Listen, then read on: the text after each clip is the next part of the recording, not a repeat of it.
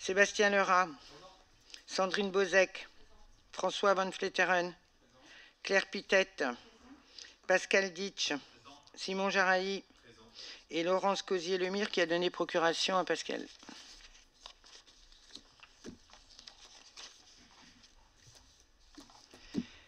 Je vous propose de désigner M. Pereira comme secrétaire de séance. Y a-t-il des oppositions? Non, je vous remercie.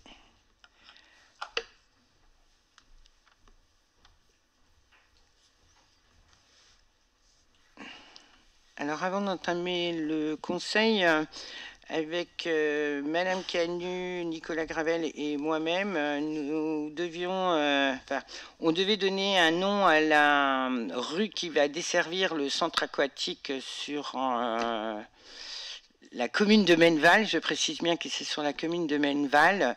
Et le nom qui a été décidé, Madame Canu passe au conseil municipal, elle sera nommée Ludovic Descamps.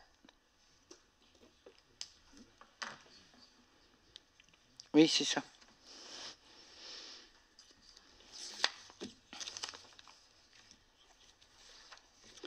Alors, délibération numéro 1, la modification du règlement des cimetières. Vous avez reçu en annexe le règlement du cimetière, puisqu'il n'avait pas été revu depuis 2010. Et donc, ce nouveau règlement, il permet d'adapter le règlement général des cimetières de la ville pour assurer la sécurité, la salubrité, la tranquillité publique et les déroulements des funérailles dans les meilleures conditions d'ordre et de décence dans l'enceinte des cimetières. On a voulu aussi le mettre à jour parce que il n'y avait rien qui empêchait de faire une inhumation en pleine terre. Donc on a modifié le règlement et ça permettra aussi aux familles de ne pas s'endetter pour les inhumations. On a aussi prévu qu'au cimetière, comme il y a de l'eau à disposition, il n'était pas prévu de laver sa voiture. Parce que cet été, nous avons eu plusieurs personnes qui ont lavé leur voiture au cimetière. Donc, on reprécise le tout, puisque c'est comme c'était pas noté dans le règlement. Donc, on ne pouvait pas verbaliser ces personnes. Et qui, eux, trouvaient tout à fait normal, comme l'eau était disponible, et qu'ils n'avaient pas de possibilité chez eux de nettoyer leur voiture que de venir le faire dans le cimetière, comme il est interdit de faire des pique-niques dans le cimetière, enfin voilà, de respecter le tout. Bon, il y a d'autres modifications, mais c'est surtout pour les cavurnes, les columbariums, autres. Aussi, je voudrais quand même rappeler, si vous avez la famille ou les parents, c'est que quand une concession, elle vient d'être achetée, que les personnes sont encore vivantes, et que quand elles mettent sur la réservation de la concession monsieur et madame, voilà, et qui ne précisent pas que leurs familles peuvent être inhumées dans le même caveau, il n'y a pas de possibilité de le faire. Donc il faut bien, c'est soit on marque monsieur ou madame et leur famille, ça dépend le nombre de places qu'il y a, mais quand c'est bien stipulé monsieur et madame, on ne peut rien faire, on ne peut pas changer. Par contre, on a la possibilité, s'il y a un autre membre de la famille qui décède et qui veut être incinéré, de sceller l'urne sur le caveau.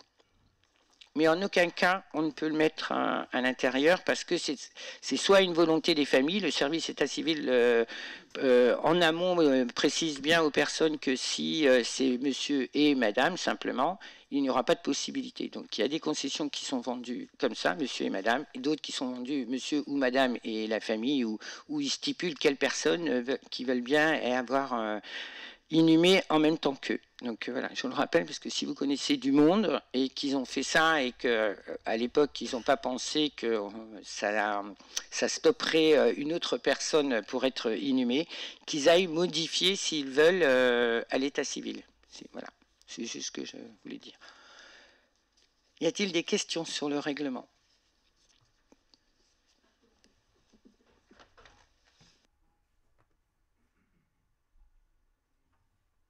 Merci, madame. Et ce que vous venez de dire, c'est spécifique à Bernay ou dans tous les cimetières?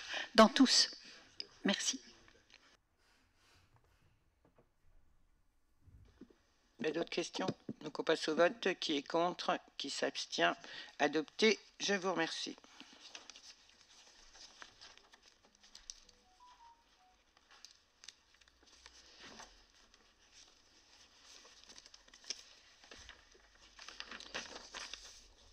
Délibération numéro 2, admission en valeur de créances irrécouvrables et de créances éteintes, budget principal et le budget annexe de l'eau. Et je donne la parole à Louis Chouin.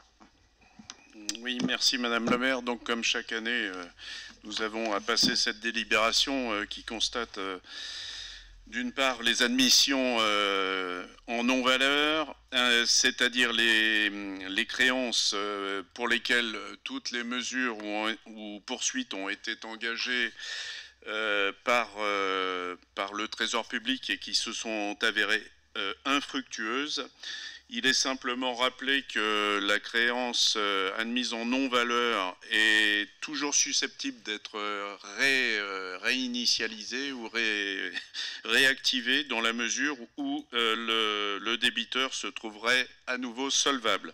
Par contre, pour ce qui concerne les créances éteintes, là, toutes les mesures ont été engagées, il n'y a plus rien à espérer et donc on les considère comme définitivement perdus. Alors ces deux sujets concernent à la fois le budget principal de la ville et le budget annexe de l'eau.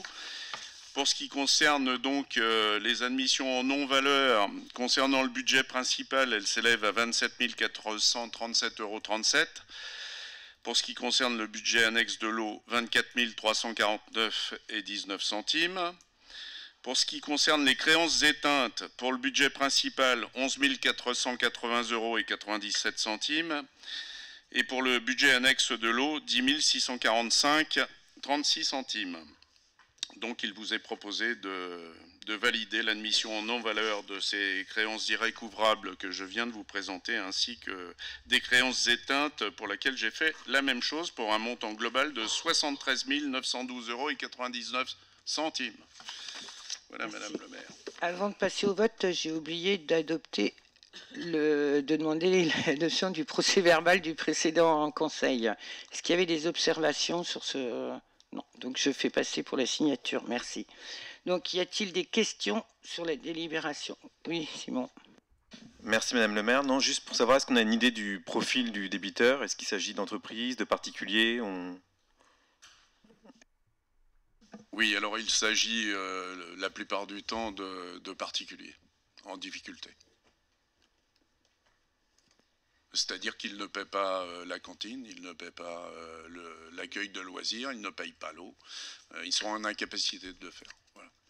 Et bien des fois, c'est parce qu'ils ont quitté la commune et qu'ils sont partis sans laisser d'adresse. Justement, sur cette question-là, est-ce qu'il y aurait des gros débiteurs qui seraient des entreprises? Pas sur cette délib-là. Sur laquelle?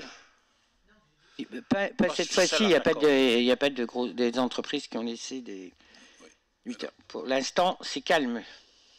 Oui, alors si je peux rajouter quelque chose, les gros débiteurs, qu'ils soient entrepreneurs ou entreprises, hein, en fonction du statut juridique, nous les avions déjà traités dès la première année, puisque nous avions rencontré le trésorier et on avait demandé à ce que ces gens-là soient exécutés, comme on le dit en termes juridiques, et ça a été fait.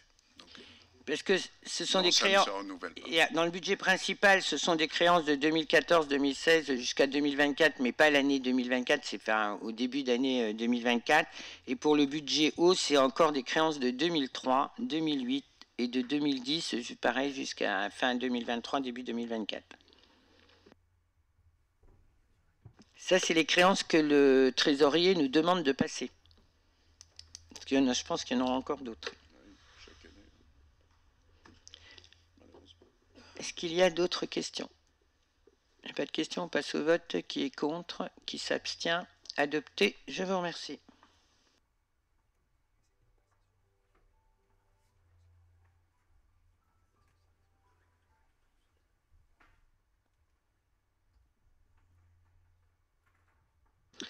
Je redonne la parole à Luchouin concernant les décisions modificatives numéro 2 pour le budget principal et numéro 2 pour le budget annexe de l'eau. Oui, merci Madame le maire. Donc, consécutivement à ce qui vient de vous être présenté précédemment, il y a lieu d'apporter quelques modifications donc, sur le budget, à la fois le budget principal et également sur le budget de l'eau. Donc pour ce qui concerne le budget principal, il y a lieu de reprendre donc sur le budget dans le chapitre 68, c'est-à-dire dotation, provision, à la fois les créances en non-valeur ainsi que les créances éteintes pour la somme globale de 38 918 €. Étant donné que le compte dotation en provision était pourvu dans le budget principal de la somme de 50 000 €, donc 50 000 moins 38 918, il reste donc à ce chapitre 68 dotation en provision, dépréciation et des actifs circulants, il reste la somme de 11 081,56 €. Et donc on remet au chapitre 65 à la fois les créances admises en non-valeur, ainsi que les créances éteintes sur deux comptes différents, puisqu'il convient de les affecter de la sorte. Pour ce qui concerne le budget annexe de l'eau, on a le même exercice à faire.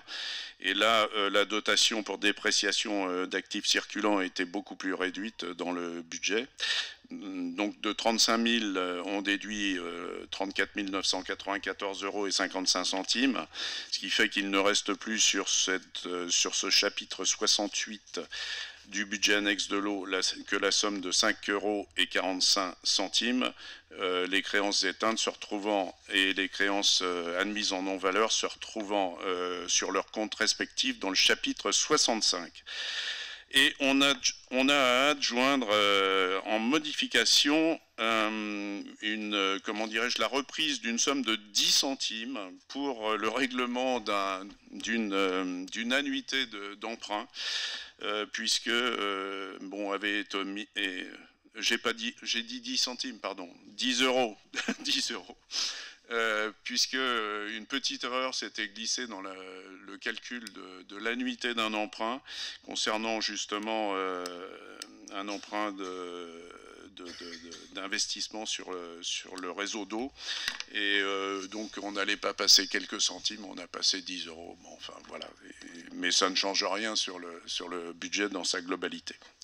C'est simplement pour être en capacité de régler cette annuité d'emprunt. Voilà, Madame le maire. Merci. Est-ce qu'il y a des questions? Oui, Simon.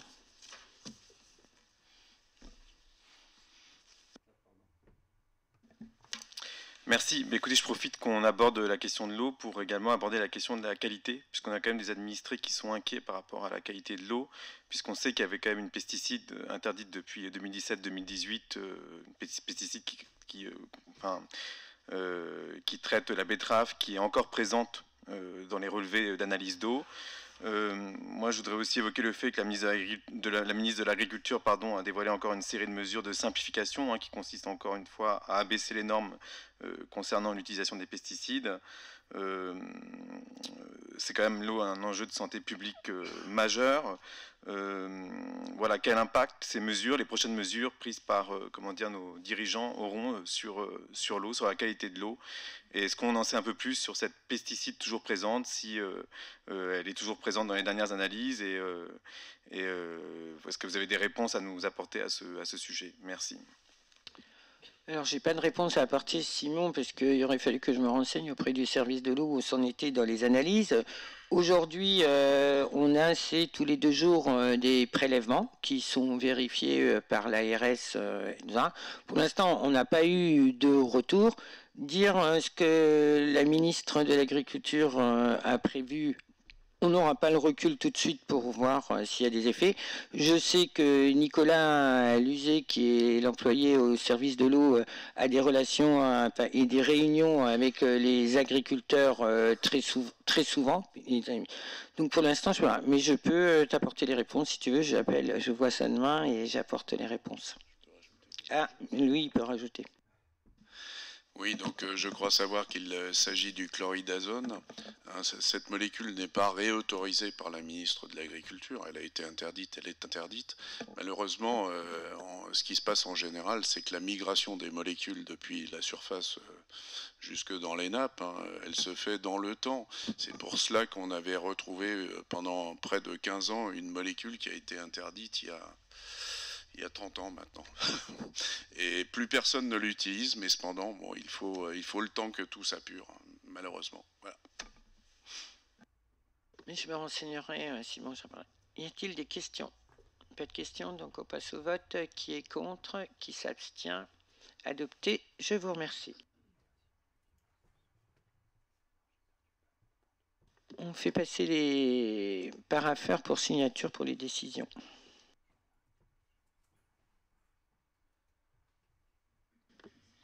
Alors, délibération numéro 4, autorisation budgétaire spéciale pour les dépenses d'investissement engagées avant le vote primitif. Je redonne la parole à Louis Chouin. Oui, merci Madame le maire. Donc, comme chaque année, dès lors que le budget d'une collectivité n'a pas été adopté avant le 1er janvier, il y a la possibilité, si vous en êtes d'accord, de faire en sorte que la vie de la collectivité se poursuive, à la fois en fonctionnement et en investissement. Pour ce qui concerne le fonctionnement, il s'agit de reporter les sommes équivalentes à celles qui déterminaient le budget précédent. Et pour ce qui concerne les investissements, seulement 25% des sommes engagées sur l'exercice précédent jusqu'au vote du budget de l'année 25. Voilà, Madame le maire. Merci. C'est une délibération qu'on prend chaque année pour pouvoir continuer sur la poursuite de la collectivité. Est-ce qu'il y a des questions? Oui, Pascal.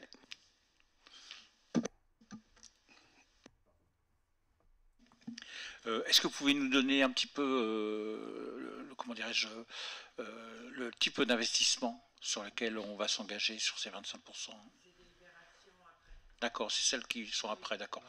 Non, mais ça, les 25%, c'est pour que la collectivité puisse continuer à vivre. Global, mais c'est pas... C'est pas ventilé encore. Non, c'est pas. Ok. On espère voter le budget 25 assez rapidement, de toute façon. Donc, bon, c'est juste pour permettre de continuer à vivre. Hein, c'est pas... Y a-t-il d'autres questions? Pas de questions, donc on passe au vote. Qui est contre? Qui s'abstient? Adopté. Je vous remercie.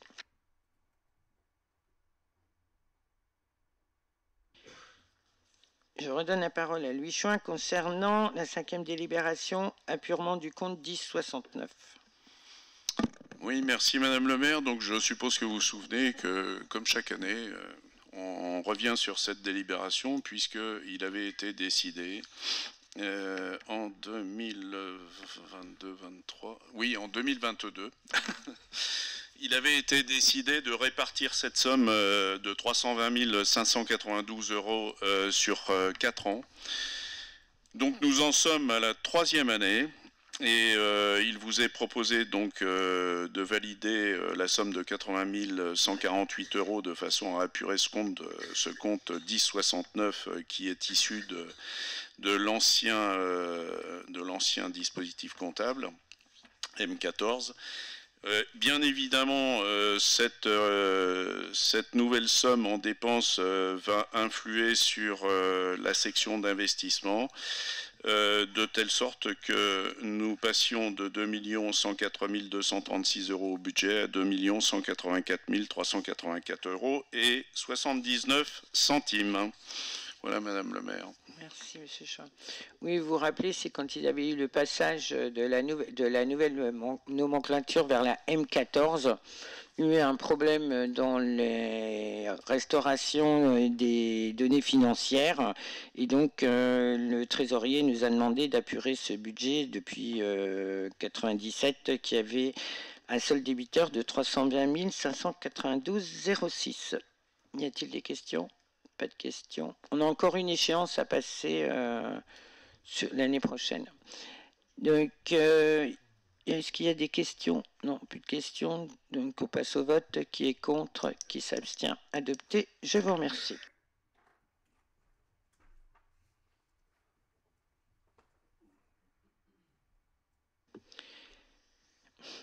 Et je redonne la parole à Monsieur Chouin concernant le rapport sur l'utilisation de la dotation de solidarité urbaine et de cohésion sociale 2024. Alors là, je vous remercie pas, Madame le maire, parce que j'en ai pour un moment.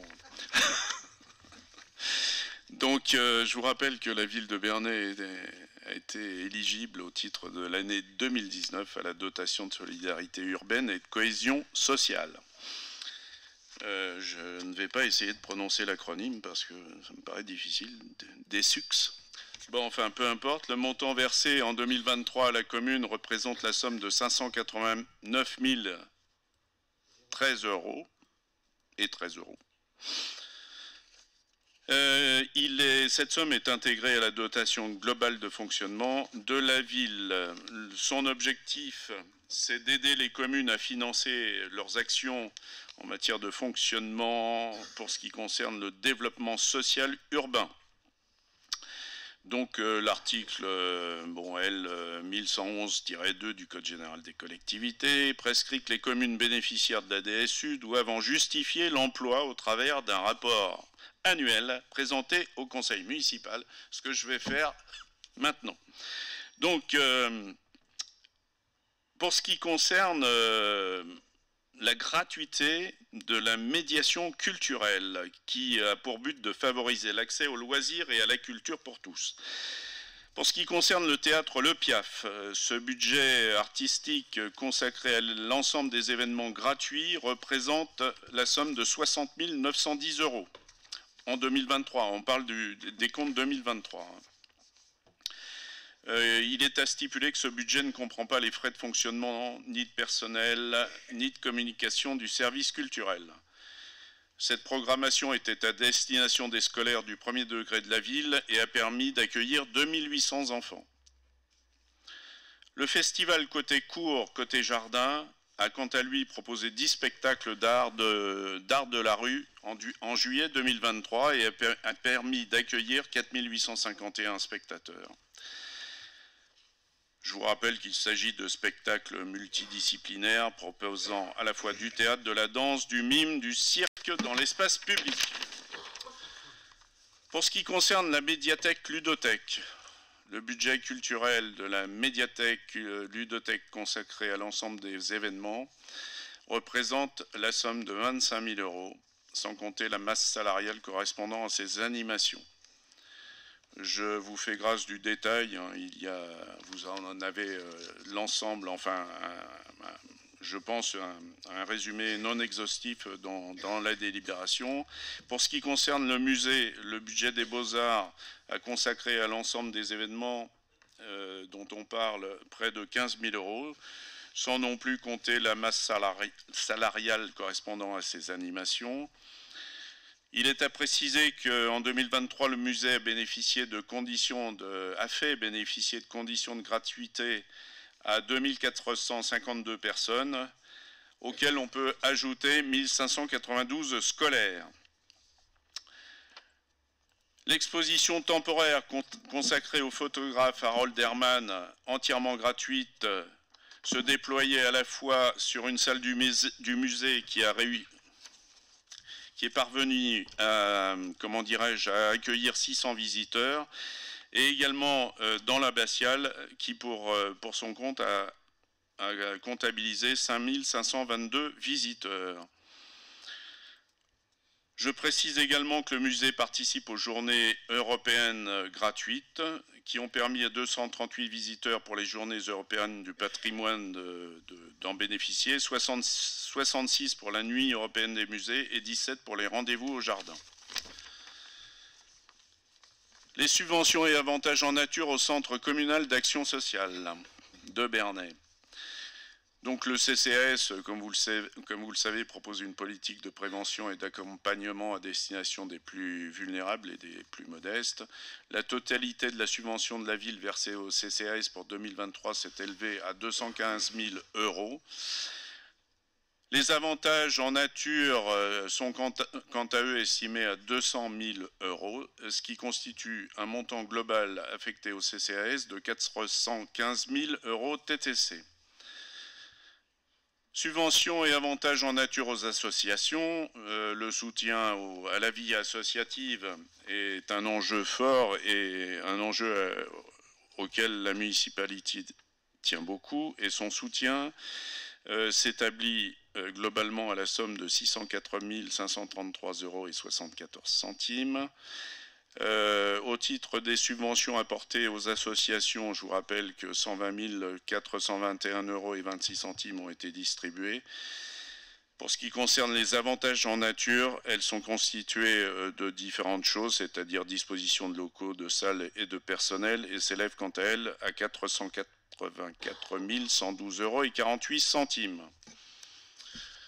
Les soutiens des activités pour la petite enfance, les enfants et les jeunes. Le pôle jeunesse a introduit depuis 2020 la médiation culturelle dans les accueils périscolaires. Il propose à la fois des ateliers sur les temps périscolaires du matin et du soir. Tout cela est encadré par des animateurs qualifiés. En 2023, le service vie scolaire a encadré 42 531 heures enfants pour un coût global de fonctionnement de 247 173,57 €. Pour ce qui concerne l'accueil de loisirs, il propose aux enfants de 3 à 12 ans sur les temps périscolaires du mercredi et les temps extrascolaires des projets thématiques ludiques et éducatifs. En 2023, la structure a encadré 62 250 heures enfants pour un coût global de fonctionnement de 382 547,12 €. L'offre jeunesse a évolué quant à elle vers la création d'un pôle adolescent qui a permis des ouvertures en plus des petits et grands séjours sur les mercredis et samedis pour les jeunes âgés de 12 à 17 ans. Donc en 2023, les activités du pôle adolescent se sont déroulées au sein de la maison de quartier de Bourg-le-Comte, qui, je vous le rappelle, est un quartier prioritaire de la politique de la ville. La structure a encadré 10 838 heures enfants pour un coût global de fonctionnement de 54 836,67 €. La ville a également poursuivi le déploiement des actions parentalité en proposant des rendez-vous différents, dont des cafés des parents, des soirées conférences et des ateliers. La totalité des dépenses du pôle éducation jeunesse, quant à elle, représentait 684 557,37 €. Les actions sportives. La ville entend encourager la pratique du sport, à la fois au travers d'actions comme le sport ma santé pour les scolaires élémentaires et les associations sportives, le triathlon scolaire en co-organisation avec l'IBTN, les activités sportives dans le cadre d'un été à Bernay, le Octobre Rose, donc avec tout Bernay Courant Rose, co-organisé avec le Sporting Club de Bernay.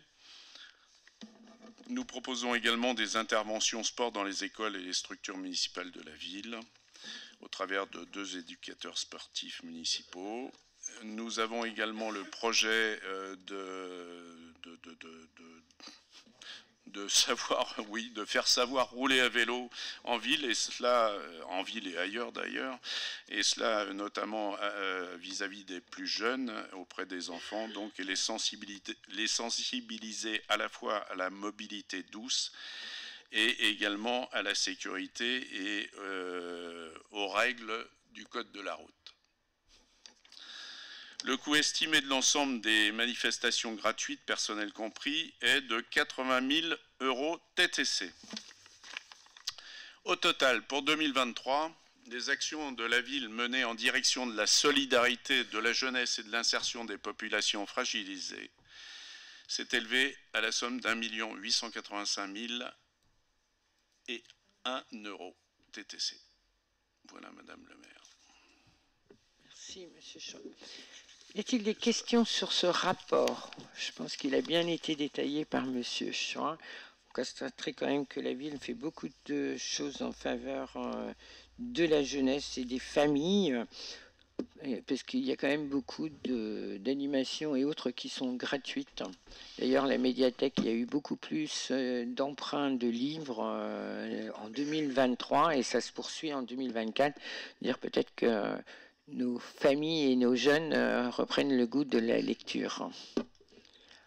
Donc, s'il n'y a pas de questions, Monsieur Van Vetteren. Oui, bonsoir, merci. Merci pour l'exposé. Est-ce que vous savez quel est parmi l'ensemble des habitants qui bénéficient de toutes ces activités culturelles, quelle est la répartition ou le pourcentage des des bénéficiaires qui sont bernéens. Est-ce que les villes alentours participent aussi au soutien des activités culturelles? Et est-ce qu'elles ont aussi des dotations comme Bernay, la DSU, CS? Alors, c'est essentiellement pour les Bernéens. Toutes ces activités sont essentiellement destinées aux Bernéens. La DSU, c'est la dotation de solidarité urbaine, donc c'est pour les villes. Autour, dans la campagne, ils ne bénéficient pas de ces dispositifs. Et tout est à la charge de la ville. Les autres communes n'y participent pas. Oui, mais bon, on se doute bien que ces activités sont ouvertes à tous. Oui, bien sûr. Par exemple, si on prend côté cours et jardin, on sait très bien qu'il y a des personnes extérieures qui viennent. On ne va pas leur dire d'avoir un droit de péage pour rentrer à Bernay ces jours-là. Finalement, comme on est la ville-centre, toute la population autour de Bernay et des alentours participe finalement à ces activités gratuites. Et donc l'IBTN participe un peu au financement alors pour essayer d'équilibrer ça entre le poids de la charge pour les Bernéens et les habitants des villages alentours? Non, l'IBTN ne participe pas, mais François, je vous invite à venir au conseil communautaire et à le proposer à tous les maires qui sont présents, qui payent une quote-part par habitant. Je vous laisse le sujet volontiers. Moi, je ne poserai pas la question. Je me permettrai pas, je suis pas élu à l'Interco et puis c'était juste pour compléter la présentation et les questions que je pouvais me poser. Je vous remercie en tout cas. Y a-t-il d'autres questions? Donc il n'y a plus de questions, on passe au vote. Qui est contre? Qui s'abstient? Adopté. Je vous remercie.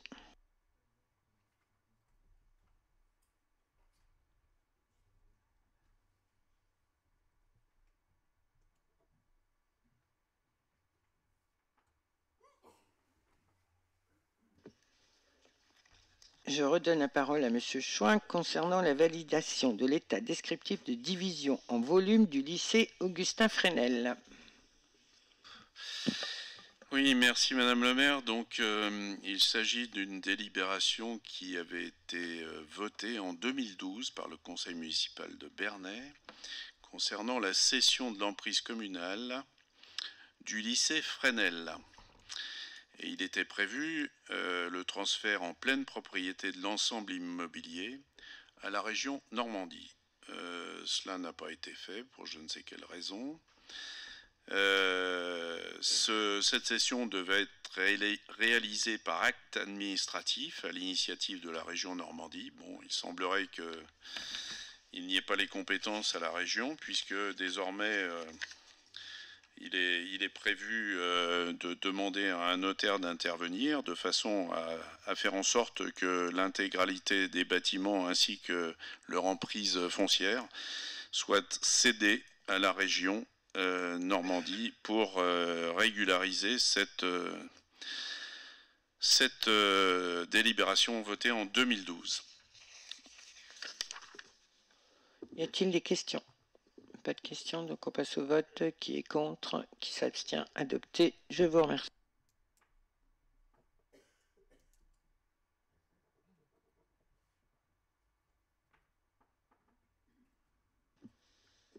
Alors, la 8e délibération, c'est avis sur le schéma de cohérence territoriale arrêté de l'IBTN sur le SCOT.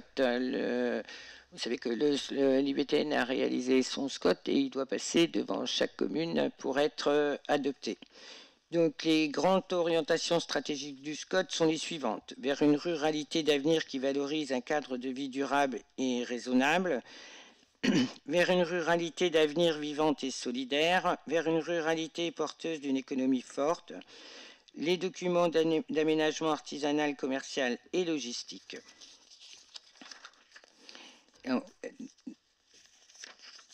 La ville vient d'adopter à l'échelle communale son projet de plan local d'urbanisme révisé qui définit la stratégie d'aménagement de son territoire à l'horizon de 10 ans et fixe les règles d'urbanisme applicables. Or, les ambitions du SCOT de l'Intercom Bernay de Termandy rejoignent en grande partie celles du PLU de la ville en inscrivant le pôle urbain Bernay-Menneval comme pôle rayonnant principal du territoire intercommunal et en faisant de son dynamisme et de son développement une condition de la ruralité vivante qu'il prône par ailleurs. Le SCOT favorise ainsi l'accueil de nouveaux habitants au sein de la ville de Bernay et partage donc l'ambition politique retranscrite dans le PLU de retrouver un dynamisme démographique plus important au moyen de la construction de logements et de la remobilisation des logements existants vacants. Le SCOT inscrit toutefois un objectif chiffré de 25% de logements sociaux, légèrement supérieur à celui établi par la ville de Bernay à l'occasion de la révision de son PLU qui souhaite maintenir la proportion actuelle, soit autour de 20% du parc. Ce faisant, il vous est proposé d'émettre un avis favorable au projet du SCOT de l'Intercom Bernay Terre de Normandie, sous réserve que l'objectif chiffré de la production de logements sociaux soit considéré comme un ordre de grandeur et n'impose pas de facto une augmentation du poids des logements sociaux dans le parc des résidences principales de la ville de Bernay. Y a-t-il des questions? Pas de questions? Donc je passe au vote. Qui est contre? Qui s'abstient? Adopté. Je vous remercie.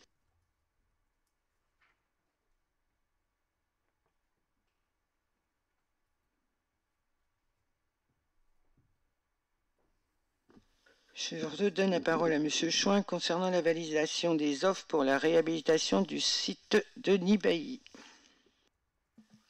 Oui, merci Madame le maire. Donc, je vous rappelle que la ville avait lancé une consultation concernant la réhabilitation du site sportif de Nibailly.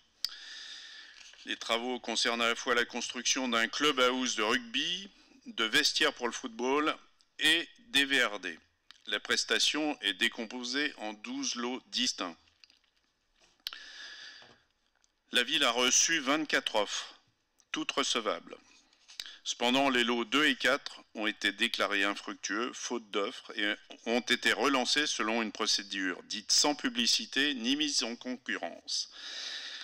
À l'issue de l'analyse technique et financière de ces offres, ainsi que d'une phase de négociation systématique, il est proposé donc à vous de valider les offres ci-après. Vous en avez la liste qui se trouve sur la délibération, donc je ne pense pas qu'il soit utile de les rappeler, mais enfin, pour ce qui concerne le gros œuvre, c'est l'entreprise Garnier qui a été retenue, la charpente, l'entreprise Eiffage, la couverture en bac acier, l'entreprise ENC CGB, les menuiseries extérieures, l'entreprise Julien Capard, les enduits, l'entreprise Morin, pas DB Morin, l'entreprise Morin, la plâtrerie, l'entreprise BTH, le carrelage et la faïence, l'entreprise Gamme, la peinture, l'entreprise Dolpierre, l'électricité, l'entreprise Duchesne, la plomberie, l'entreprise Le Sec.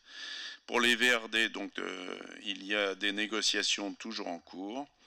Et pour ce qui concerne les terrains sportifs, l'entreprise Sparfel. Donc pour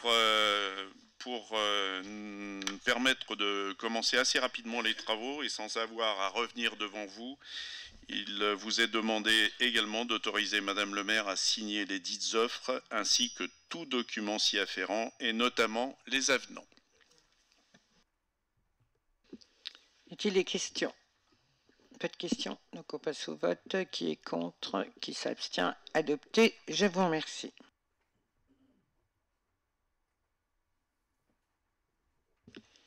Et là, je donne la parole à M. Pereira concernant le recrutement d'agents contractuels pour le remplacement de fonctionnaires ou d'agents contractuels indisponibles pour l'année 2025. Merci Madame le maire. Donc pour les 3 délibérations qui suivent, c'est des délibérations qu'on passe chaque année. La première, effectivement, concerne le recrutement d'agents contractuels, effectivement tout simplement pour permettre d'assurer la continuité du service public en cas d'absence d'un agent titulaire ou contractuel, ou en cas de déclaration de vacance d'un poste dans le cadre d'une procédure de recrutement en cours et dans l'attente de recrutement d'un titulaire. Comme chaque année, on passe ces délibérations. L'année prochaine, on les repassera encore. Voilà. Est-ce qu'il y a des questions à ce sujet? Pas de questions, donc on passe au vote. Qui est contre? Qui s'abstient? Adopté. Je vous remercie. Je redonne la parole à M. Pereira concernant la création d'emplois non permanents pour l'engagement d'artistes et de techniciens pour 2025. Merci Madame le maire. Donc la deuxième délibération liée aux ressources humaines de la collectivité effectivement concerne la création d'emplois non permanents pour l'engagement d'artistes et de techniciens pour 2025. Et donc les services culture ont estimé à 45 techniciens artistes pour l'année 2025. Est-ce qu'il y a des questions? Pareil, c'est toujours les délibérations qu'on présente pour le début d'année. Pas de questions, donc on passe au vote. Qui est contre? Qui s'abstient? Adopté. Je vous remercie.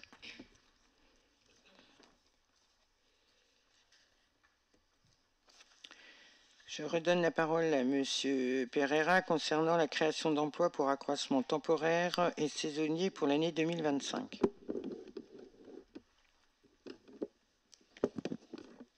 Merci Madame le maire. Et enfin, cette troisième délibération concerne la création d'emplois pour accroissement temporaire et saisonnier. Donc la ville de Bernay est amenée, vous le savez, à recruter des personnels contractuels pour assurer des tâches occasionnelles de courte durée nécessaires à la réalisation de missions spécifiques ou à la tenue de manifestations exceptionnelles, ou encore il y a un accroissement temporaire d'activité. Donc pour l'année 2025, le nombre d'emplois créés pour accroissement temporaire et saisonnier d'activité est estimé par les services à 20 pour l'ensemble des services. Merci M. Pereira. Est-ce qu'il y a des questions? Pas de questions, donc on passe au vote. Qui est contre? Qui s'abstient? Adopté. Je vous remercie. Je redonne la parole à M. Pereira pour la mise en œuvre du régime indemnitaire des fonctionnaires relevant des cadres d'emploi de la police municipale. Donc là, il y a du nouveau par contre, étant donné que le décret date du 26 juin 2024, et donc ce décret est relatif au régime indemnitaire des fonctionnaires relevant des cadres d'emploi de la police municipale, et donc qui instaure une indemnité spéciale de fonction et d'engagement, ce qu'on appelle l'ISFE, composée de deux parts, une part fixe et une part variable. Donc cette IFSE en fait va remplacer tout simplement l'indemnité spéciale de fonction qui était une indemnité, ainsi que l'IAT, une deuxième indemnité. Puisqu'en fait ces indemnités-là sont abrogées à compter du 1er janvier 2025. Donc juste pour information, la part variable est déterminée en tenant compte de l'engagement professionnel et de la manière de servir dans la limite de montant maximum par cadre d'emploi. Et donc ces critères ont été bien évidemment présentés en instance donc au comité social territorial le 9 décembre 2024. Merci M. Pereira, et j'ajouterai que cette nouvelle indemnité pour les policiers municipaux ont été débattues avec eux. Voilà. Est-ce qu'il y a des questions? Pas de questions, donc on passe au vote. Qui est contre? Qui s'abstient? Adopté. Je vous remercie. Délibération numéro 14. Labellisation ville et village d'accueil véhicules d'époque. L'association bernéenne des vieux volants a sollicité la ville de Bernay pour une adhésion au label ville et village d'accueil des véhicules d'époque. L'obtention de ce label, qui est gratuit, permet d'être intégré dans un réseau de villes et villages en faveur des véhicules d'époque. Dans le cadre de l'obtention de ce label, des panneaux seront installés aux entrées de la ville. Ce label est une opportunité de faire connaître et de promouvoir différemment notre territoire et ses atouts d'une autre manière, avec l'appui de l'association des vieux volants, pour que les associations, les collectionneurs ou amateurs de véhicules d'époque puissent identifier clairement Bernay comme lieu fédérateur de leur passion et y organiser des rassemblements au centre-ville, ce qui bénéficiera également aux commerçants locaux. Pour Bernay, le lieu proposé pour cet accueil est la place Paul-Déroux, au cœur de Bernay et à proximité de nombreux commerces, site déjà utilisé lors des rassemblements des membres de l'association des vieux volants. Dans le cadre de rassemblements d'associations extérieures à Bernay, ils devront au préalable, bien sûr, contacter la maison des associations afin d'organiser leur venue. Il vous est proposé d'autoriser l'adhésion de la ville au label ville et village d'accueil des véhicules d'époque. Est-ce que vous avez des questions à ce sujet? Pas de questions, donc on passe au vote. Qui est contre? Qui s'abstient? Adopté. Je vous remercie.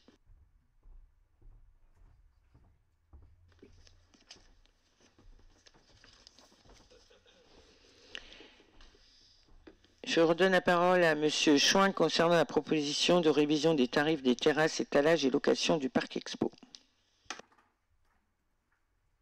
Oui, merci Madame le maire.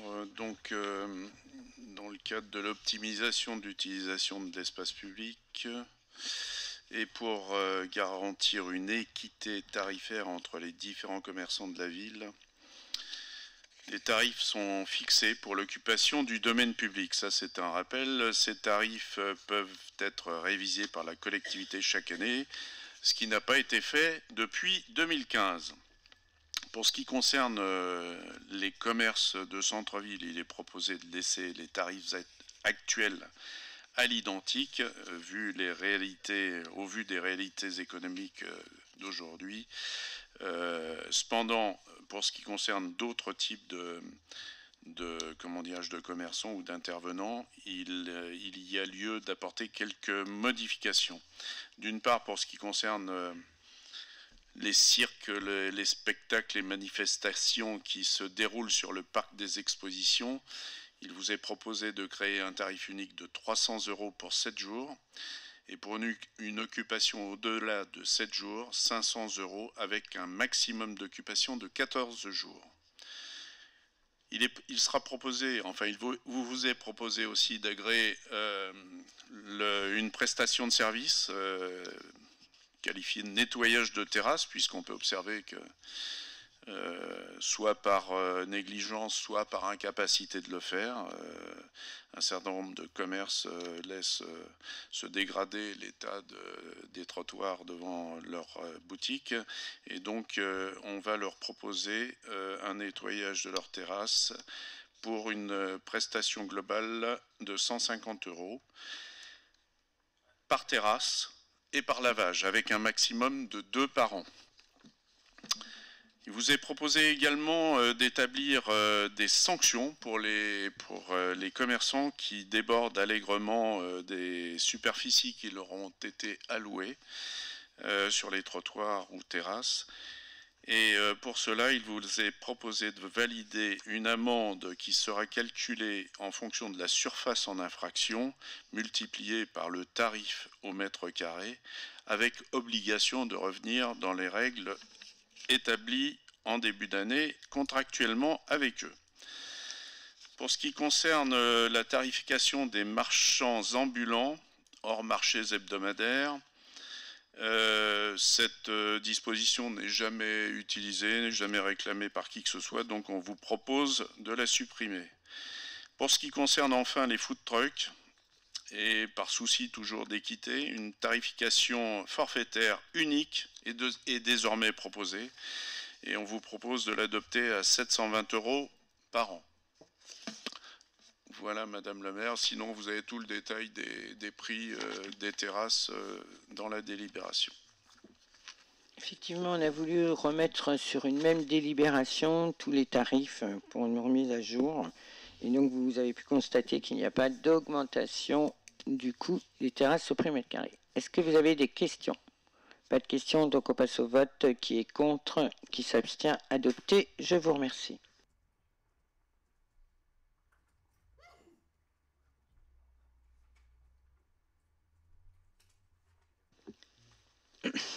Je redonne la parole à Monsieur Chouin sur l'avis sur les dérogations exceptionnelles à l'interdiction du travail dominical accordée par moi-même au titre de l'année 2025. C'est une délibération qu'on prend chaque année et qu'on passe devant le Conseil. Pascal, est-ce qu'on peut l'éviter? Parce que... Bon, je vais la relire et Pascal relira sa déclaration.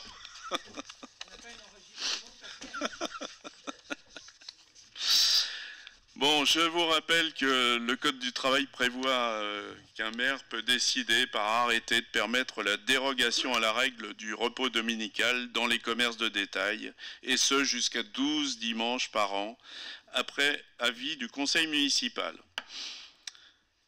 Le but de ces dérogations est de permettre le maintien de l'attractivité commerciale, tout en assurant des contreparties aux salariés qui doivent être volontaires et voir leur rémunération doublée, tandis que leur repos est garanti par un repos compensateur équivalent en temps. Au vu de tout cela, la ville de Bernay considère que la préparation des fêtes de fin d'année, ainsi que quelques autres dates ciblées, sont des temps forts de l'attractivité ou de l'activité commerçante, et qu'il s'agit à ces périodes de préserver le commerce de détail alimentaire et non alimentaire en centre-ville. Les commerces de détail alimentaire connaissent, et non alimentaires d'ailleurs, connaissent une croissance d'activité estivale également, et ce lié au tourisme, ainsi qu'à la présence de résidences secondaires. Il en est de même des périodes de soldes qui sont également une période très importante. Et enfin, il y a une dernière catégorie de commerçants que sont les concessionnaires automobiles qui font face à des habitudes de consommation bien différentes des autres commerces de détail et qui organisent sous l'impulsion de leurs fabricants, de leurs, comment on appelle ça, constructeurs, merci, qui leur imposent donc des portes ouvertes tout au long de l'année à l'échelle nationale. Donc les dates des dimanches autorisés par dérogation de Madame le maire en 2025 répondent à ces objectifs. Alors on vous les a remises sur la délibération, donc pour ce qui concerne le petit commerce, sauf les commerces alimentaires, on a les 12 dimanches qui sont cités, enfin qui sont inscrites sur la délibération.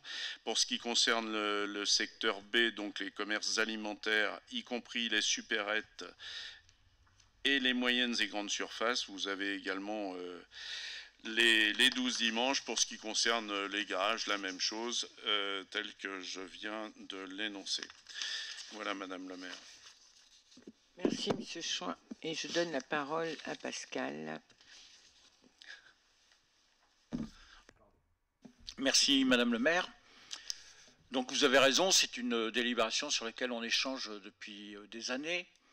Alors je ne vais pas vous faire le long laïus que je fais chaque année, je pense que tout le monde l'a bien entendu, et au-delà de cette salle qui nous rassemble ce soir, moi ce que je voudrais repréciser, c'est qu'il y a déjà longtemps, très longtemps, qu'il y a des dérogations pour les ouvertures le dimanche. Je pense par exemple aux petites supérettes qui se trouvent dans chacun des quartiers de Bourg-le-Comte et du Stade. On a des supérettes en centre-ville qui sont ouvertes le dimanche matin. On a les commerces de bouche qui sont ouverts le dimanche. Et depuis très très longtemps, nous-mêmes, le dimanche, on achète du pain le matin et la tradition veut même qu'on achète les pâtisseries, voire même le poulet du dimanche. Donc, ce que je voulais vous dire, c'est que mon intervention, ce n'est pas une intervention dogmatique. Chacun d'entre nous a déjà fait quelques courses le dimanche matin pour le pain ou comment dire, de l'alimentation. Là où il y a un problème, c'est qu'on accélère ce nombre de dérogations qui fait que dans peu de temps, on aura tous les dimanches de toute l'année qui seront ouverts. C'est-à-dire qu'on a déjà certains pays, comme l'Italie, où tous les week-ends de toute l'année, le dimanche, on consomme. Et plus loin, aux États-Unis, mais il y a d'autres pays qui sont en train de franchir cette étape aussi, c'est 24 heures sur 24. Donc, à partir de ce moment-là, la réflexion que j'ai envie de vous livrer, elle est la suivante. C'est que le dimanche constitue aussi un temps de repos collectif important qui permet aux parents de s'occuper de leurs enfants. J'entends, comment dire, dans cette salle ou ailleurs, que travailler le dimanche, ça ne poserait pas de problème. Mais moi, je pense que ça pose un problème lorsqu'on a des enfants. S'occuper des enfants le week-end, c'est très important. Je pense aussi aux militants associatifs qui s'occupent de leur association, qui dynamisent notre territoire en proposant des activités de loisirs. culturel aussi et sportif. Vous le savez bien, puisque nous échangeons souvent sur le sujet, la crise du bénévolat, la crise pour trouver, comment dirais-je, des parents qui accompagnent les enfants dans des déplacements pour les sports, etc., etc. On aura des difficultés supplémentaires si en plus ces familles-là ont un ou deux, comment dirais-je, papa et maman qui travaillent le dimanche. Donc c'est vrai que pour les associations, pour les sportifs qui veulent pratiquer leur passion, ça pose un problème. Et moi je pense, mais pas tout seul, que préserver un temps qui ne soit pas celui de la consommation, c'est important. C'est important de pouvoir se promener en forêt, c'est important de pouvoir pique-niquer, c'est important d'être en famille, d'être avec les amis. Et en fait, c'est ce qui permet aussi d'assurer cette cohésion sociale et cette paix sociale qui est si importante et dont aujourd'hui on voit l'importance. Ça, c'est une chose. La deuxième, on pourrait considérer que cette intervention, c'est une intervention très affective, très personnelle, c'est vrai, mais pas que. Aujourd'hui, vous savez, vous avez été obligés, nous sommes obligés de consulter les représentants des personnels. Eh bien, vous avez des représentants du personnel au niveau départemental qui n'y sont pas favorables. Vous le savez, c'est dans l'annexe de cette délibération qui le précise. Et puis, je voulais vous dire aussi que lors d'un référendum qui a été organisé par la direction d'une grande surface, dans un département, je dirais pas très loin d'ici, mais dans un département français, eh bien, il y a quelques semaines, en septembre 2024, 55% des votants, des salariés, des travailleurs qui se sont opposés à l'ouverture de leur supermarché des dimanches matins. Et moi, je vous l'avais déjà dit, cher Louis, que contrairement à ce que vous dites, beaucoup maintenant de travailleuses et de travailleurs et de salariés qui travaillent le dimanche ne sont pas payés double. Loin de là. Loin de là. Donc ce n'est plus un argument. Donc moi, je pense vraiment que ce repos collectif, et oublier d'être que consommateur, si on n'y fait pas attention, ça risque demain de mettre finalement aussi tous les salariés au travail. C'est-à-dire qu'on voit aujourd'hui, parce que c'est déjà dit et c'est déjà écrit par les représentants des personnels, que ouvrir des magasins, ça nécessite aussi de faire venir du personnel de nettoyage, du personnel de sécurité, l'ouverture de centres d'appel pour le contrôle des transactions, des banques, la mise en place de moyens de transport. Et puis peut-être demain on nous demandera pourquoi pas ouvrir les crèches, les haltes garderies pour pouvoir faire ces courses tranquillement. Donc moi je dis attention, danger, et nous, notre groupe Bien Vivre à Bernay, nous ne souhaitons pas que l'élargissement de ces dérogations au dimanche qui existent, qui sont ceux du poids de l'histoire depuis très très longtemps. Enfin, moi je me souviens des dimanches matins où les commerces de bouche étaient ouverts, qu'on n'aille pas au-delà d'une certaine limite qui fragilise cette cohésion sociale qui nous est si importante ici. Merci Pascal. Bon Pascal, je te rassure, tous les commerces de Bernay ne seront pas ouverts le dimanche puisque les commerçants ne sont pas d'accord. Tous les commerces de bouche ne sont pas ouverts non plus, il n'y en a que quelques-uns. Donc sois rassuré sur le futur du commerce le dimanche à Bernay. Voilà. Monsieur Pereira.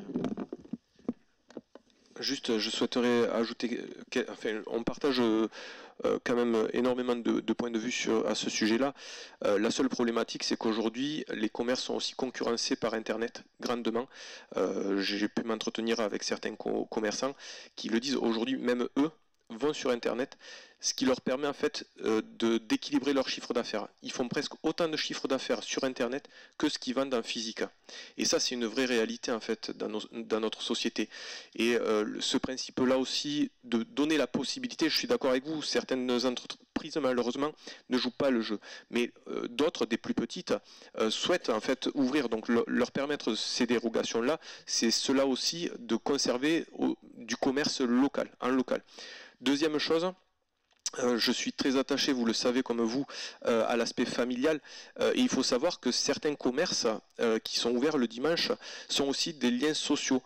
Je vais prendre un exemple très concret. Je vois des familles assez populaires qui n'ont pas les moyens d'aller au cinéma, qui n'ont pas les moyens d'aller au théâtre, qui n'ont pas les moyens de faire des loisirs payants, qui vont dans une jardinerie pour aller voir les animaux, pour aller voir les décorations de Noël. Et ça fait partie, je préfère en fait les voir dans les magasins plutôt que d'avoir les enfants en fait devant les écrans. Donc je suis complètement d'accord avec vous, c'est qu'aujourd'hui il y a une vraie réflexion sociétale à avoir, mais il ne faut pas être dogmatique. C'est-à-dire que ce que vous dites est juste, mais il y a aussi les aspects que j'évoque qui sont de vraies réalités aussi à prendre en compte. Et je pense que c'est de la responsabilité collective, et c'est là où je vous rejoins, où effectivement il va falloir que collectivement on fasse preuve de bienveillance. Est-ce qu'il y a des questions? Pas d'autres questions, donc qui est contre, qui s'abstient? Adopté, je vous remercie. 1, 2, 3, 4, 5. 5 abstentions. 6, pardon.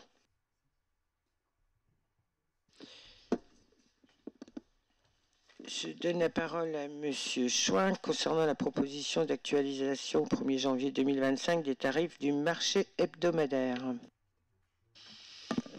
Oui, merci Madame le maire. Donc je pense qu'il est inutile de vous rappeler que le marché hebdomadaire du samedi matin est une véritable institution locale, et voire au-delà, et que son attractivité n'est plus à démontrer. Et tout cela, je pense, se vérifiera en 2025, puisque nous pourrons fêter les 1000 ans de notre marché. Je vous rappellerai quelques chiffres. Ce marché attire à la fois des commerçants abonnés et des commerçants dits volants, avec une constante d'environ 52 pour les abonnés, 42 pour les volants, qui occupent bon an mal an 530 mètres linéaires du domaine public chaque samedi.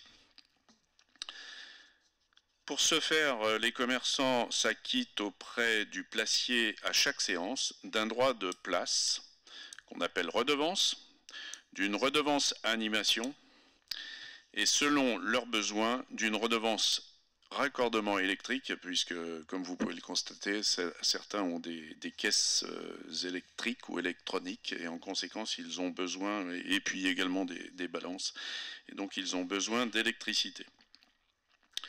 Ces recettes constituent évidemment l'essentiel des revenus financiers du marché. Je rappellerai en parallèle que la gestion du marché a été déléguée à la société Les Fils de Madame Géraud via un régime de concession. Cependant, il appartient, comme le prévoit la réglementation applicable, au conseil municipal de fixer librement les tarifs tout au long de la vie du contrat. Suite à une réunion de la commission marché qui a eu lieu le 5 novembre dernier et qui a donné un avis favorable, à la suite de la demande officielle de la SAS Les Fils de Madame Géraud par courrier, il est proposé au conseil municipal de bien vouloir délibérer sur une actualisation des tarifs à compter du 1er janvier 2025, tels que je vais vous les énoncer. Je rappellerai à toutes fins utiles que ces tarifs n'ont pas bougé depuis 2017. Donc pour ce qui concerne les abonnés, le tarif, je vous l'énonce à chaque fois au mètre linéaire sur une profondeur de 2,50 m, c'est-à-dire pour 2,50 m carrés. Donc 1,08 € sur l'ancien tarif, et il est proposé de passer à 1,12 €, c'est-à-dire 4 centimes d'augmentation. Pour les volants, avec les mêmes dimensions, nous étions à 2,13 €, il est proposé de passer à 2,20 €. Pour ce qui concerne la redevance pour raccordement électrique, par séance, il est proposé de passer de 2,25 € à 2,32 €. Pour ce qui concerne l'animation, la redevance animation, il vous est proposé de passer d'1,56 € à 1,61 €. À propos de la foire aux arbres, le mètre linéaire, toujours par 2,50 m, lui, il vous est proposé de le passer de 6,53 € à 6,73 €. Et pour ce qui concerne d'autres marchés éventuels, marché délégataire, bon, enfin, il était jusqu'à présent à 3,58 € et il est proposé de le passer à 3,69 €. Oui, ce sont des marchés qui sont organisés en complément de ce qui existe et qui n'ont pas vocation à perdurer tout au long de l'année. Donc voilà les principaux, enfin l'essentiel des tarifs qu'il vous est proposé d'augmenter, vous voyez, de façon très modérée. Merci, Monsieur Chouin. Je précise qu'à la commission marché, il y a 5 commerçants qui participent. Est-ce qu'il y a des questions ?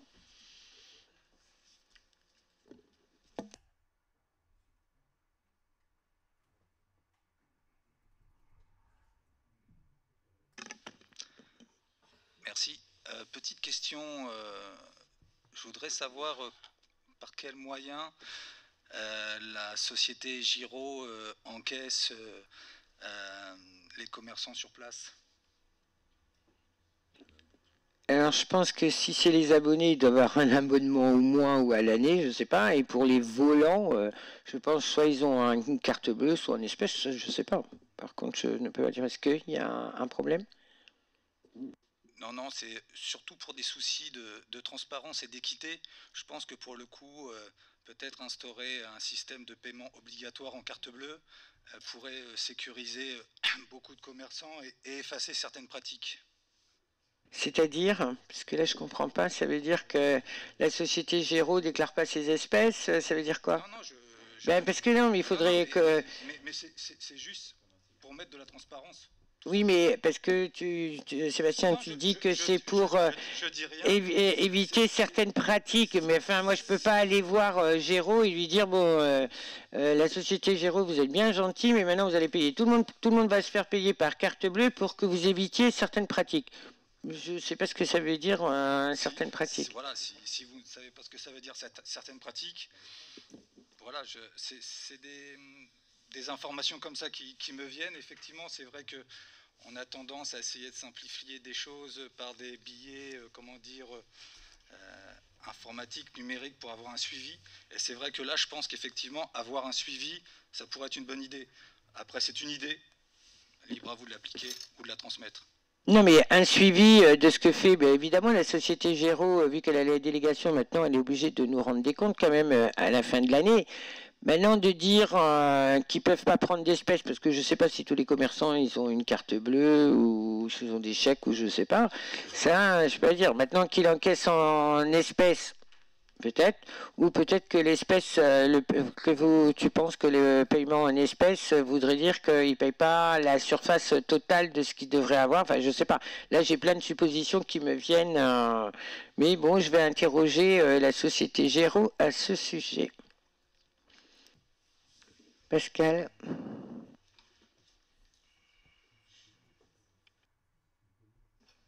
Merci Madame le maire. Bon, nous on est opposé, comment dirais-je, à l'augmentation de la tarification pour des raisons que vous avez évoquées les fois dernières aussi, les difficultés, comment dirais-je, qu'ont aujourd'hui les commerçants en gros pour aller vite sur les problèmes qui les dépassent. Hein. Donc voilà, question de recettes, dépenses, etc., etc. Mais moi ça me permet de revenir sur l'histoire de la délégation, puisque Sébastien Lerat en a parlé un petit peu. Je ne vais pas refaire le laïus qui a été fait l'an passé sur le fait que le groupe Géraud, c'est le leader européen de la gestion de marchés de détail. Il exploite plus de 1300 marchés de tout type dans plus de 300 villes. C'est pas un petit groupe, hein, d'accord, hein. Marché de détail, marché producteur, marché de Noël, foire, braderie, fête foraine, on le sait ici, et implanté au Royaume-Uni, en France, et puis je crois depuis quelques années en Suède. Bon, voilà, donc c'est un groupe qui est certainement respectable, mais qui est solidement implanté en Europe. Et donc moi je me souviens l'an passé dans nos discussions que le prestataire avait des comptes à rendre sur certains sujets, donc des sujets qui sont évoqués là sur l'augmentation des tarifs, c'est-à-dire par exemple la redevance animation. Bon, si on fait le bilan sur l'année, en termes d'animation, de mon point de vue, hein, je ne demande pas forcément que ce soit partagé. En tout cas, c'est le nôtre. Hein. On trouve que les animations, c'est vraiment très léger, c'est vraiment peanuts. Et vous voyez, j'ai repris comment dirais-je, le programme qui est un beau programme, qui est celui de Bernie Saintilles. Et à cet égard, je voulais vous féliciter sur la mise en place, et particulièrement certains d'entre vous qui se sont vraiment impliqués sur ce qui s'est passé ce week-end, avec les conditions météo vraiment exécrables. Mais quand je vois que la société Giraud va distribuer des sacs cabas le 14 et le 21 décembre, et que je vois cette photo-là, je me dis quand même, faut peut-être pas exagérer, quoi. Bon, donc en termes d'animation, moi, en tout cas, je ne suis pas satisfait. J'y étais pas l'année dernière. Vous nous aviez dit que vous alliez être vigilant là-dessus. Certes, moi, je pense que vous l'êtes, mais en termes de qualité d'animation, je trouve qu'on n'y est pas. La deuxième chose, c'est par exemple par rapport à la foire aux arbres. Alors, la foire aux arbres, c'est une belle manifestation, mais depuis des années, comment dirais-je, on l'a eu place Lobreau, on l'a eu sur le boulevard, on l'a eu sous le marché couvert. On l'a maintenant depuis quelques temps dans le jardin public, derrière la mairie là, et je vois pas de crise de croissance, quoi, en quelque sorte. Alors qu'on a des marchés, on a quand même des marchés aux arbres autour de nous, dans des villes proches, où ce sont vraiment des institutions, où vraiment on a de la communication très forte. Avec des achats par exemple d'encarts publicitaires dans la presse ou des choses comme ça, etc. Et ça en fait un événement vraiment très important dans l'année, quoi. Nous ici, on est encore, il n'y a pas de marge de progrès, il me semble, à ce niveau-là, quoi. Voilà. Alors j'ai bien entendu ce que vous disiez là l'an passé, à savoir qu'ils ont un savoir-faire professionnel très ancien sur la gestion, comment dirais-je, des marchés forains, on va dire cela comme ça pour aller vite, ou des manifestations comme la foire fleurie, etc. Mais moi je trouve qu'on n'y trouve pas notre compte, et derrière tout ça, moi je voudrais redire qu'un retour en régie serait bien utile, même si on a contractualisé avec ce prestataire-là,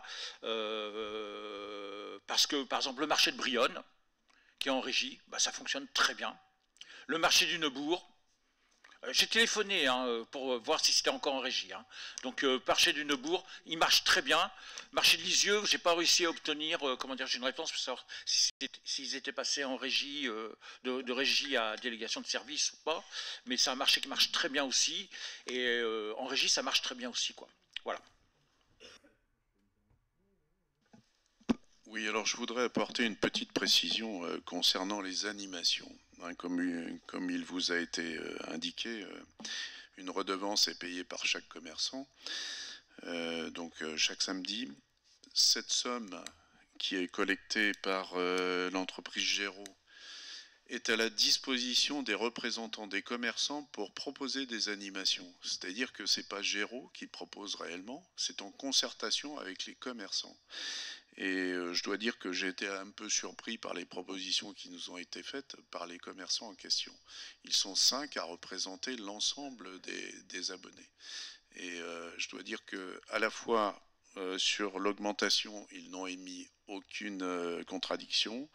Et sur les animations, ils ont simplement évoqué le fait qu'ils aimeraient réfléchir davantage aux animations à proposer. C'est vrai que je le conçois, hein, je l'admets, les sacs ça fait un peu maigre, je suis d'accord. Cependant, bon, c'est à eux d'organiser, c'est pas à la ville d'organiser. Je répète, chaque commerçant paie pour animer le marché. Donc c'est à eux de proposer. Et ils refusent d'ailleurs, puisque ça m'a été reproché, j'assistais à cette commission, il m'a été reproché que la ville veuille animer le marché. C'est-à-dire que lorsqu'on fait passer une troupe avec des clowns et je ne sais quoi, ça leur déplaît. Donc moi je veux bien, mais je ne sais plus comment faire. Si vous avez des idées, moi je suis preneur. Eh bien, je suis preneur.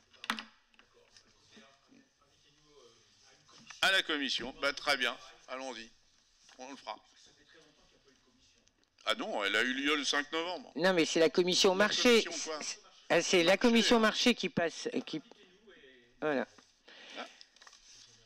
Je vais reprendre Pascal et te contredire un peu sur la foire aux arbres. Depuis qu'il est fait dans le jardin public, la foire aux arbres s'est étoffée de commerçants et ils apprécient vivement d'être à cet endroit-là. Par exemple, la foire aux arbres du Neubourg, il y a eu très peu de fréquentation. C'était dans la presse il n'y a pas longtemps. Donc, mais là, moi, je peux te confirmer que dans le jardin, depuis que c'est dans le jardin public, il y a beaucoup plus d'exposants et de personnes qui le fréquentent. On n'a qu'à regarder sur les réseaux sociaux au moment du marché des plantes, les personnes qui sont très contentes de venir ici à Vernet. Bien sûr, on n'est encore pas comme celui de Lisieux, mais je ne désespère pas. J'espère que dans les prochaines années, on y arrivera. Voilà. Oui, il monte en puissance, je suis d'accord. Est-ce qu'il y a d'autres questions? Est-ce qu'on va passer au vote? Qui est contre? Qui s'abstient? 1, 2, 3 pour Pascal, 4 abstentions. Merci. Adopté. Contre, pardon. Contre 4. Ok. Alors on passe à la révision des coûts de copie proposés par la Maison des associations. Il y a longtemps qu'il y avait eu une remise à jour des coûts de copie pour les associations. Vu les contrats qui a été fait avec notre prestataire, aujourd'hui il y a une révision des tarifs pour le service des copies en noir et blanc et d'introduire un service de copie couleur avec une tarification adaptée. Vous avez les tarifs qui sont proposés pour les copies. Par exemple, la 4, c'est 25 centimes. La 4 recto verso, 50 centimes. Une A3, 50 centimes. La 3 recto verso, 1 euro. La couleur A4, 35 centimes. Recto verso, 0,70. Une A3, 0,80. Et la recto verso A3, 1,60 €. Voilà. Et il n'y a pas de gain sur la mairie ne fait pas de gain sur les photocopies couleur. C'est suite au contrat de notre prestataire. Voilà. Est-ce qu'il y a des questions? Pas de questions, donc je passe au vote. Qui est contre? Qui s'abstient? Adopté. Je vous remercie.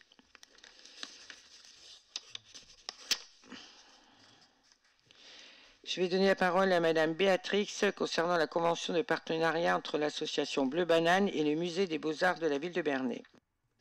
Merci Madame le maire. Le musée des Beaux-Arts de Bernay propose dans sa programmation annuelle des conférences consacrées à la découverte de l'histoire de l'art, inspirées de l'ancienne école d'art de Bernay dont il conserve les travaux d'élèves et de professeurs. Le musée ambitionne d'ouvrir un axe de cette programmation annuelle aux pratiques artistiques.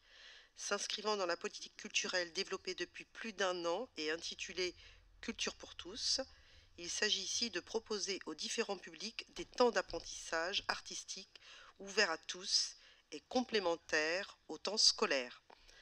L'association Bleu Banane œuvre à l'initiation et formation aux arts graphiques pour tout public selon l'âge, le niveau et les capacités de chacun.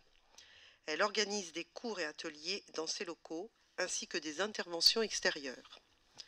Cette convention a pour objet de formaliser le projet partenarial entre les deux entités autour de 2 axes. La programmation d'ateliers de pratique artistique organisés au sein du musée des Beaux-Arts. En 2, l'exposition temporaire biennale à l'œuvre mise en place dans la salle capitulaire. Concernant la programmation d'ateliers, il est proposé que l'association Bleu Banane réalise une série d'ateliers d'art plastique au sein du musée selon un programme pédagogique annuel et un calendrier défini au préalable par les 2 structures. Ces ateliers seront réalisés par des enseignants de Bleu Banane et ouverts aux adhérents de Bleu Banane comme aux visiteurs du musée des Beaux-Arts. Cette convention régit les engagements, notamment financiers, de chaque partie dans la mise en œuvre des 2 actions. Merci Mme Béatrix. Y a-t-il des questions? C'est la même convention qui a été faite l'année dernière, donc on réitère cette année. Y a-t-il des contre, des abstentions? Adoptées? Je vous remercie. Je redonne la parole à Mme Béatrix concernant la convention entre la ville de Bernay et le hall de la chanson relative au don de l'exposition Édith Piaf. Merci Madame le maire. À l'occasion de l'anniversaire des 60 ans de la disparition d'Édith Piaf, la ville de Bernay a organisé un ensemble d'actions culturelles célébrant la chanteuse. Cette année commémorative a initié un nouveau partenariat entre la collectivité et le hall de la chanson. De son côté, le hall de la chanson a initié, produit et financé une œuvre en 11 tableaux consacrés à la vie de la chanteuse Édith Piaf, intitulée Édith Piaf en 11 tableaux de Catel. Cette œuvre a été conçue et créée par Madame Catel-Miller. Riche de cette nouvelle collaboration, le Hall de la chanson française propose de faire don de cette exposition à la ville de Bernay, attachée à la chanteuse. Une convention entre le donateur, le Hall de la chanson, et le donataire, la ville de Bernay, permettra de formaliser cette donation. Y a-t-il des questions, Madame Pitette?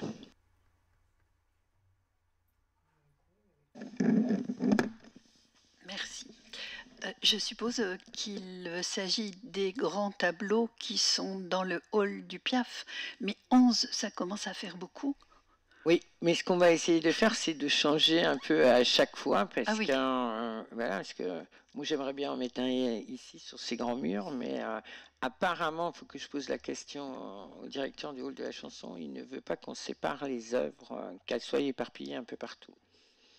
Oui, ça peut se comprendre, mais en même temps, les tableaux sont immenses. Ils sont immenses. Merci. Est-ce qu'il y a d'autres questions? Pas de questions, donc on passe au vote. Qui est contre? Qui s'abstient? Adopté. Je vous remercie.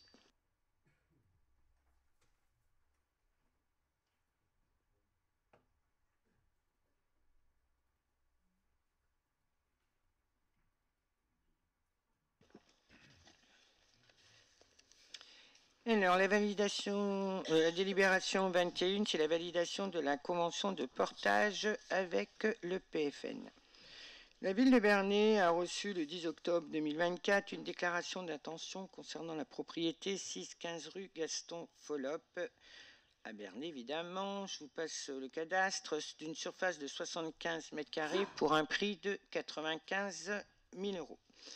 La mise sur le marché du bien situé au 15 rue Gaston Follop présente une opportunité pour la ville de Bernay d'acquérir ou de faire acquérir par le PFN un bien stratégique du point de vue commercial et patrimonial. Ce local commercial est vacant depuis plusieurs années et rompt la linéarité commerciale de cette rue dynamique. La rue Gaston Follop est une rue stratégique, notamment par le fait qu'elle est piétonnisée pendant près de 6 mois de l'année. Nombreux sont les commerces de type restaurant, bar brassier, commerce de bouche dans cette rue. La ville de Bernay souhaite s'assurer une implantation commerciale artisanale qui respectera l'ambiance petit commerce et le respect de la valorisation de ce bâti très ancien. Toutefois, compte tenu du délai de mise en œuvre du projet d'aménagement rendant nécessaire une période de réserve foncière, je vous propose au conseil municipal de demander l'intervention de l'EPFN. En effet, le PFN est un établissement public d'État, à caractère industriel et commercial, qui a pour mission d'assister les collectivités publiques sur le volet foncier de leur projet d'aménagement en matière d'ingénierie, expertise et conseil, d'acquisition, de portage foncier et de proto-aménagement, des pollutions, des constructions. Enfin, voilà. Le PFN dispose d'un personnel spécialisé et de fonds dédiés qu'il peut mettre à disposition de la collectivité par le biais d'une convention à intervenir entre les deux parties. Normalement, un principe de portage est de 5 années, on peut le porter à 10 ans ou on peut le porter entre 10 et 15 ans pour les grandes opérations d'aménagement. En toute hypothèse, la commune a une obligation de rachat des biens portés par le PFN Normandie à l'issue du portage, quel que soit le délai retenu. Elle peut solliciter que ce rachat se fasse au profit d'un tiers acquéreur par substitution, dans les conditions définies conventionnellement. Le coût de rachat ainsi que les interventions cofinancées dans le cadre du partenariat EPF Région pour les études urbaines, études techniques et travaux sont précisés à la convention. De ce fait, il est proposé au conseil municipal d'approuver l'intervention de l'EPFN et de valider la convention de réserve foncière ci-jointe. Est-ce qu'il y a des questions? Oui, Pascal. Oui, bah écoutez, je voulais vous dire au niveau de notre groupe d'élus, nous sommes très contents de cette décision parce qu'il y avait beaucoup d'inquiétudes sur l'avenir de ce patrimoine riche qui se trouve dans ce quartier-là. Permettez-moi, puisqu'on est sur des questions d'immobilier, de vous poser une question sur l'urbain et puis sur l'immobilier. Est-ce que vous pourriez informer le conseil municipal En fait, pourquoi je pose cette question-là? Parce que dans la délibération, on parle d'un local, mais oui, voilà, d'un local qui est vacant depuis plusieurs années. Et donc, ça me permet tout de suite de penser à quelque chose. Est-ce que vous pourriez informer le conseil municipal sur la destination de ce local qui est vacant depuis plusieurs années, qui est le bout de la maison des associations, c'est-à-dire l'ancienne friche industrielle Caroline Romer? Non, ça n'a rien à voir. Mais je profite de l'opportunité de saluer la décision qui va être prise de protéger comment dirais-je, ce patrimoine, pour vous parler d'un autre patrimoine qui est un patrimoine industriel, qui lui aussi est vacant depuis plusieurs années, et je pense que vous avez certainement réfléchi sur le sujet. Et est-ce que vous pourriez informer le conseil municipal sur vos intentions sur ce bâtiment industriel, ce patrimoine industriel qui est au bout de la maison des associations? Est-ce que par exemple il va être réhabilité à terme? Est-ce qu'il va être détruit pour faire un parking, par exemple? Est-ce que, comment dire, vous avez des intentions, etc. sur ce sujet-là? C'est le moment de poser la question, quoi.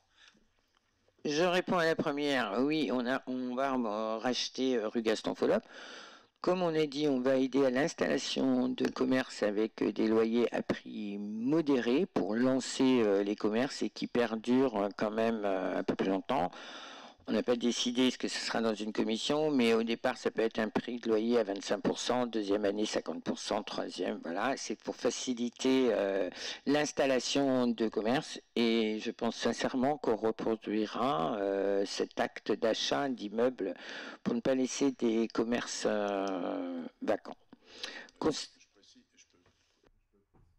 L'objectif, c'est surtout de ne jamais atteindre les prix pratiqués par certains des propriétaires de commerce à Bernay. Voilà.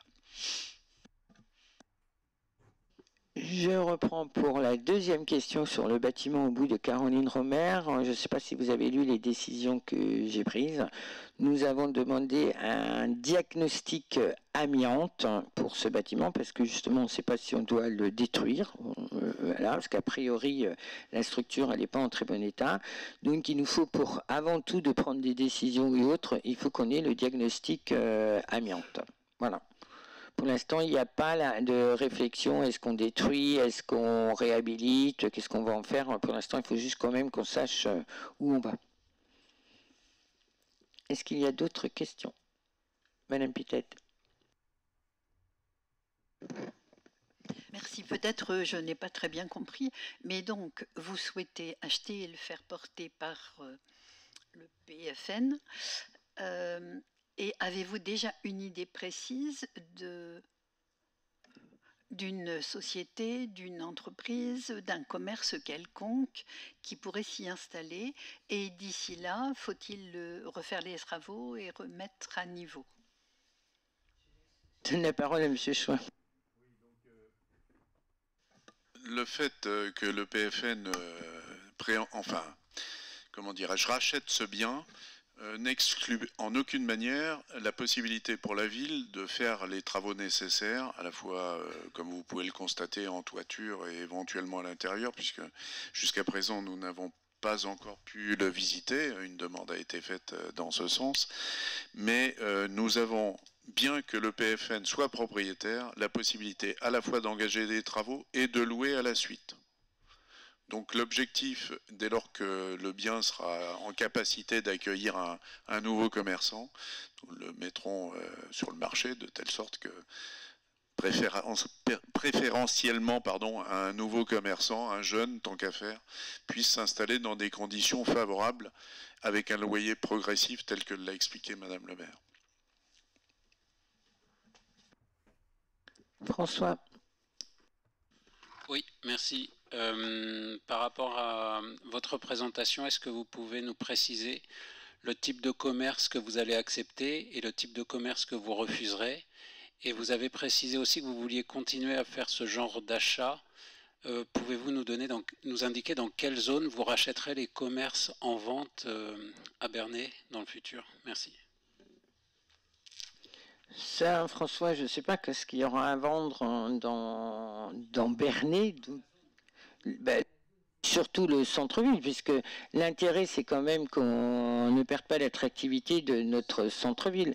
Donc, ce sera...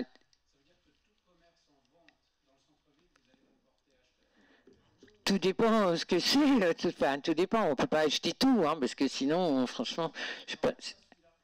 Ben, parce que celui-là, il était à un faible prix. 95 000 euros, puisqu'il représente aussi, il a un immeuble de la rue Gaston Follop qui a un certain charme, donc on ne va pas le nier.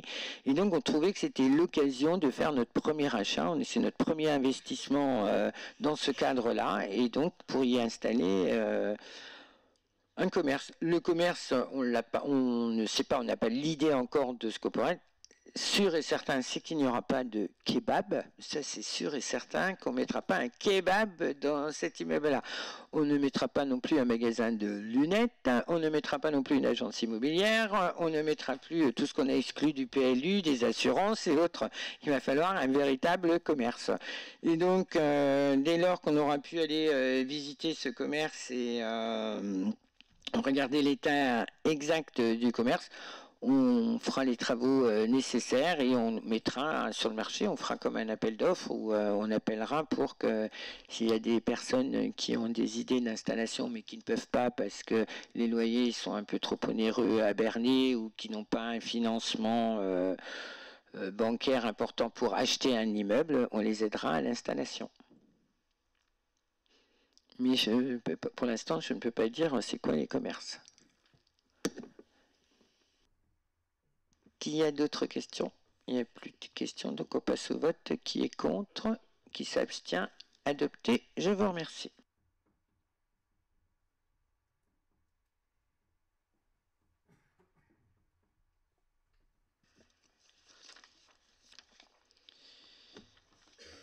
Alors, la délibération numéro 22, c'est la précision sur la mise en place du permis de louer.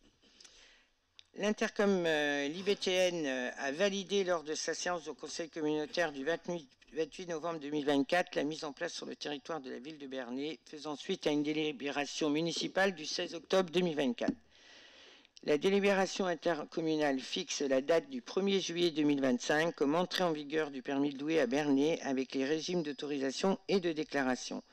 Pour rappel, les périmètres de régime sont les suivants. Par la délibération, l'IBTN délègue à la ville la compétence liée à la mise en œuvre et au suivi du dispositif et notamment les moyens de sa mise en œuvre.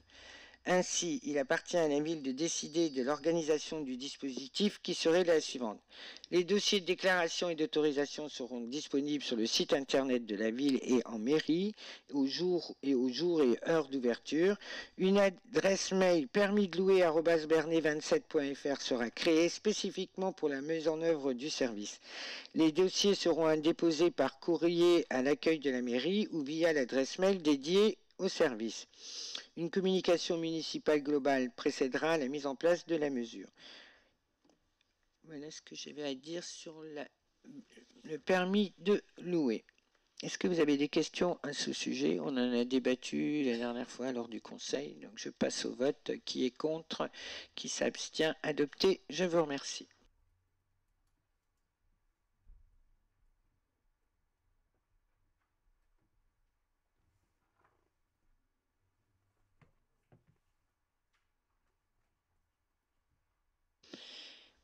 Je vais donner la parole à Sarah Ferraud pour l'approbation de la convention pour l'utilisation de l'abattement de la TFPB, la taxe foncière. Merci Madame le maire. Dans le cadre du contrat de ville 2024-2030, engagement quartier 2030, deux conventions pour l'utilisation de l'abattement de la taxe foncière des propriétés bâties dans les quartiers prioritaires du Bourg-le-Comte et du Stade doivent être signées entre l'État, les bailleurs, Mon Logement 27 et Siloges, et la ville de Bernay et l'Intercom Terre de Normandie pour la période 2024-2030. Conformément à la loi, ces conventions permettent l'abattement de la TFBP à hauteur de 30%, selon les modalités établies dans le cadre national d'utilisation de la TFBP, dans les quartiers prioritaires de la ville. À ce titre, les bailleurs sociaux élaborent un programme d'action faisant l'objet de l'abattement. Ils peuvent intervenir sur plusieurs axes: le renforcement de la présence du personnel de proximité, formation et soutien au personnel, surentretien, gestion des déchets encombrants et épaves, tranquillité résidentielle, concertation et sensibilisation des locataires, animation, lien social et vivre ensemble, petits travaux d'amélioration de la qualité de service. Ainsi, il est proposé les deux conventions d'utilisation de l'abattement de la taxe foncière sur les propriétés bâties dans les quartiers prioritaires. Je vais ajouter qu'au COPIL qui a eu sous la direction de monsieur le sous-préfet pour le de la réduction de la TFPB, donc je précise déjà qu'il y a un abattement de 30%, mais la ville, elle est compensée par l'État. Donc on ne perd rien, c'est juste les bailleurs sociaux qui ont la réduction de 30%.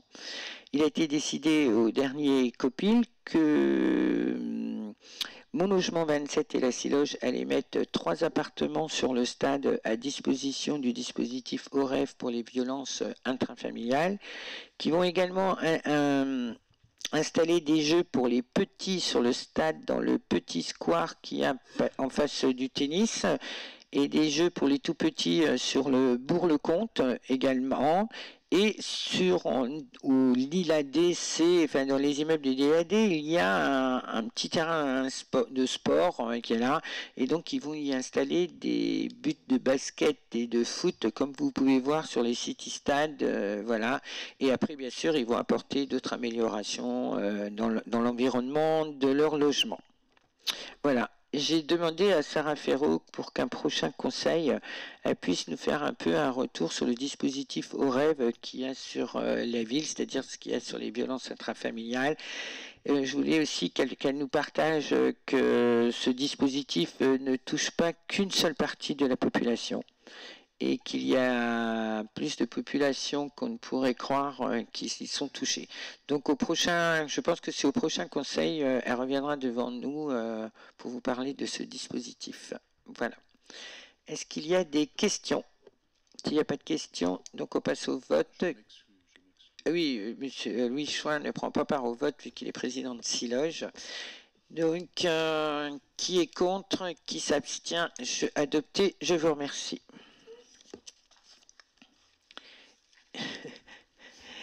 Je vais donner la parole à Michael Pereira pour la validation des investissements 2025 pour la demande de subvention DETR.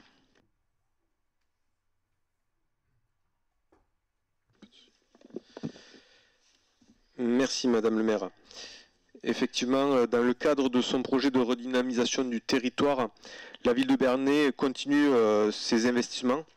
Et donc, il vous est proposé de valider les projets suivants pour l'année 2025. Et ainsi, surtout, en fait, l'idée de cette délibération, c'est de permettre la réalisation des demandes de subventions.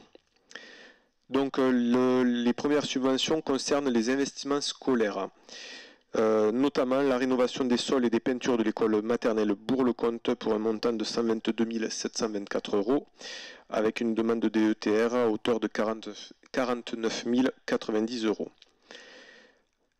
S'ensuit la réhabilitation de l'école primaire Paul Bert, dont le montant des travaux était de 347 400 €, avec, on redemande, puisqu'on ne l'avait pas obtenu, la DETR égale à 58 500 €.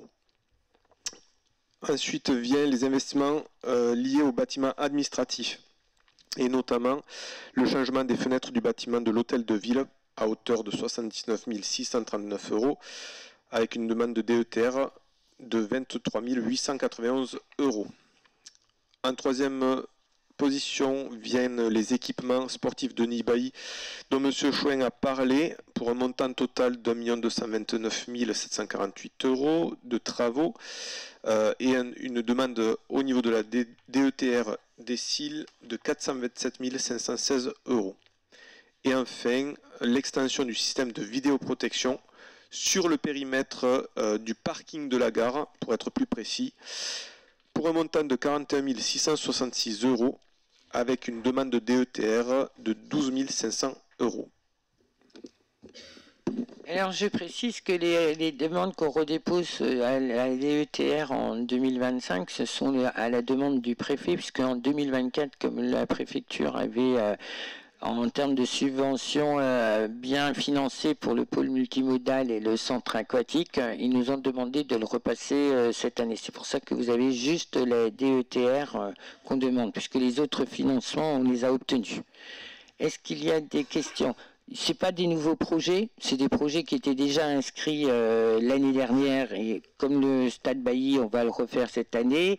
Paul Bert, c'est terminé. Il reste les bâtiments, les fenêtres de l'hôtel de ville de ce côté-là. Et il y a Bourg-le-Comte, la maternelle, évidemment. Là, on a refait la toiture en urgence, parce qu'il y avait des fuites dans la toiture sur la maternelle Bourg-le-Comte, donc on a fait les travaux. Voilà. Simon. Donc nous, on est favorable à ces investissements. En revanche, est-ce qu'on pourrait dissocier, parce que nous, il y a juste quelque chose qui nous chagrine, c'est l'extension du système de vidéosurveillance. On pourrait la dissocier de cette délibération et puis voter... Jérémy, on peut? Pardon? On peut pas? Si, on peut. On peut? Bah, voilà. Très bien. Donc nous, on vote... Explication de vote. Donc nous, on vote tous les investissements qui concernent donc, les écoles, le bâtiment administratif, l'équipement sportif Denis Bailly, mais on ne vote pas l'extension du système de vidéoprotection, enfin vidéosurveillance. Par ailleurs, comme on est sur la vidéosurveillance, aussi à un prochain conseil, la gendarmerie viendra faire un retour sur les résultats d'enquête sur les résultats positifs que ont permis la vidéoprotection. Donc, on passe au vote. Qui est contre? Pascal, Simon, ça fait 3 contre la protection, mais le reste, c'est bon. Sébastien aussi contre pour la protection, ça fait 4. Et pour le reste, vous êtes d'accord? Donc, qui s'abstient? Adopté pour le reste. Je vous remercie.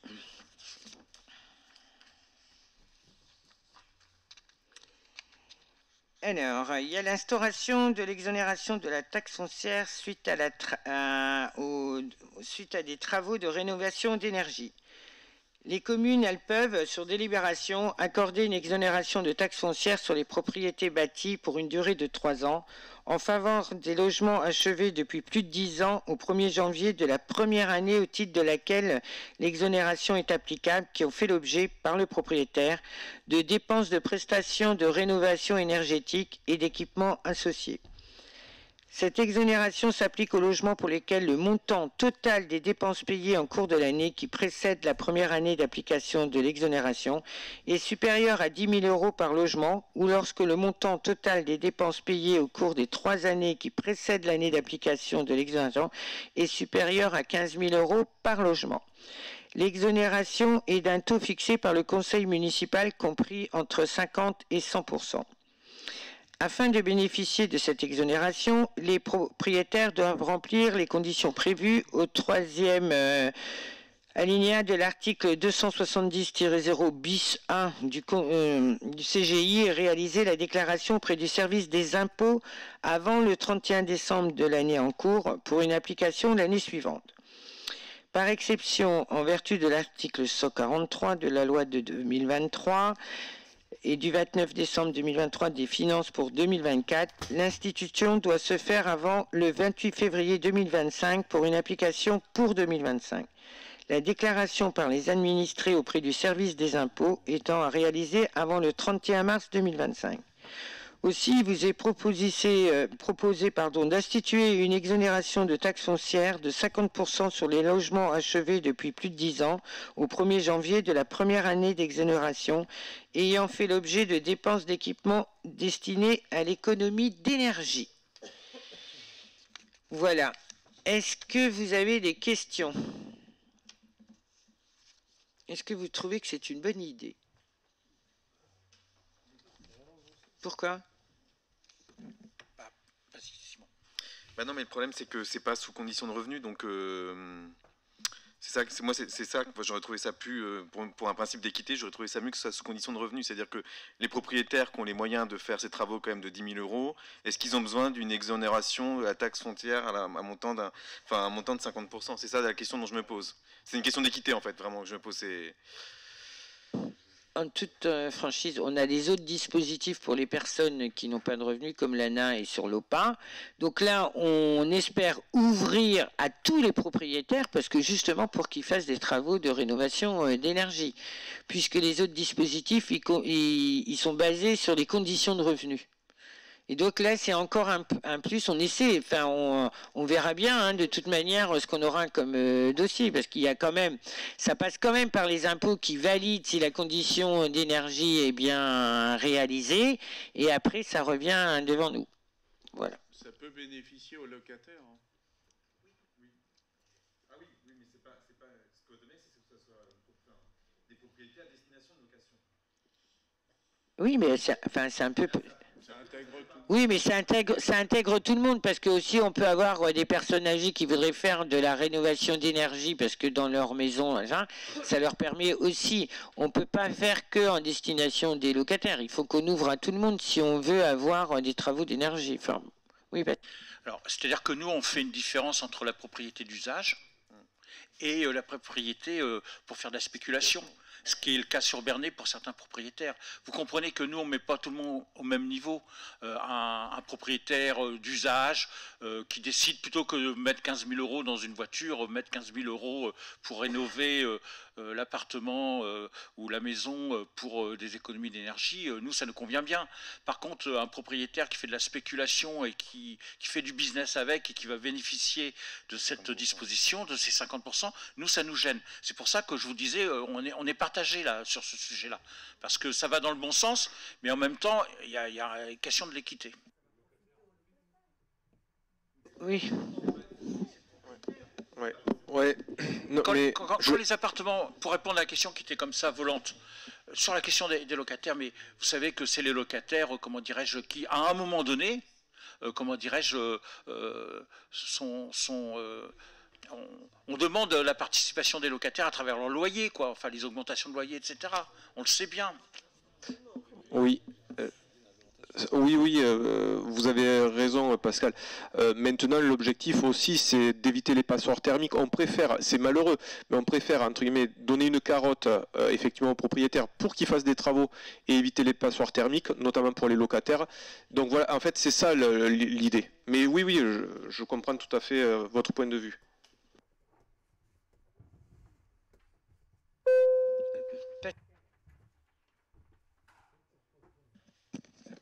Merci. Oui, assurément, c'est une bonne idée. Ce qui me gêne et m'interroge un tout petit peu, c'est qu'on parle d'équipements destinés à économiser l'énergie. Or, il serait préférable de parler de travaux ou d'équipements, puisque équipement, ça peut simplement amener à voir fleurir des pompes à chaleur sur les murs des façades, quoi. Donc, ce serait ma remarque, c'est d'ajouter les travaux aux équipements, puisque la première démarche pour économiser l'énergie, c'est d'isoler les constructions.